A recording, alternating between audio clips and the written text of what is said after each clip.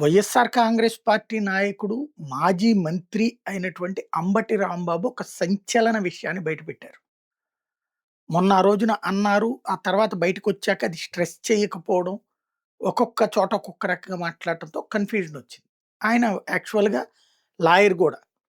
ఇవాళ తన కేసు తనే వాదించుకోవడానికి సిద్ధపడ్డారు. హైకోర్ట్‌లో సవాల్ చేశారు. 7 ఏళ్ల లోపు జైలు శిక్ష పడే నేరాలలో స్టేషన్ బెయిల్ ఇచ్చి పంపించాల్సినటువంటి సందర్భంలో తనని అరెస్ట్ చేయడం నంబర్ 1. రెండవది రాత్రి 2:30 గంటల సమయంలో తనని సెల్‌లో నుంచి బయటికి తీసుకొచ్చారు. ఫిజికల్‌గా హెరాస్ చేశారు.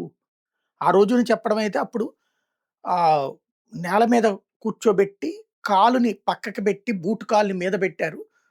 అదేంటి అని అడిగితే ప్రభుత్వం నుంచి ఒత్తిడని చెప్పారు అన్నది ఆ రోజున రాంబాబు చెప్పుకొచ్చారు. ఆ తర్వాత టీవీ నైన్‌లో అడిగినప్పుడు ఏదో లేదులే అని జెప్పారు అన్నటువంటి పాయింటొచ్చింది. ఇప్పుడు ఆయన స్పెసిఫిక్‌గా తనని ఫిజికల్‌గా హింసించారన్నటువంటి విషయాన్ని చెప్పడం అన్నది సంచలనం సృష్టిస్తోంది.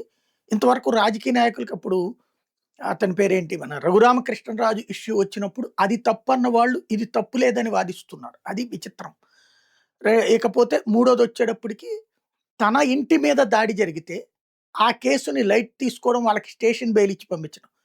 తన మీద దాడి చేసిన వాళ్ళకి స్టేషన్ బెయిలు, దాడికి బలైన తనని జైలు పాలు చేయడం ఏంటి అన్నటువంటి పాయింట్ మీదన ఇప్పుడు తను స్వయంగా పోరాడుకోవడానికి సిద్ధంగా ఉన్నానని ప్రకటించారు. తనే న్యాయ పోరాటం, న్యాయవాదిగా తనే కొనసాగించబోతున్నాను.